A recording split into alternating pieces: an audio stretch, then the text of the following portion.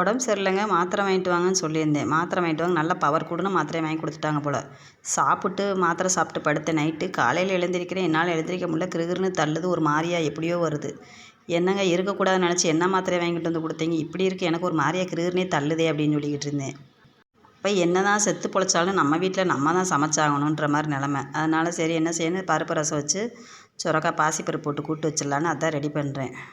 நேற்று தான் முடியலைன்னு மாவுக்கு லீவ் போட்டேன். இன்றைக்கி மாவுக்கு லீவ் போட்டோம்னா நம்ம கஸ்டமர் ரெகுலர் 1 2 வர்றவ கூட எங்கிட்டாச்சும் மாறி போயிடுவாங்கன்றக்காக நம்ம பொழப்ப நம்மளே கெடுத்துடக்கூடாதுன்னு நேரத்தோட அரிசி பருப்பெல்லாம் ஊற வச்சுட்டேன்.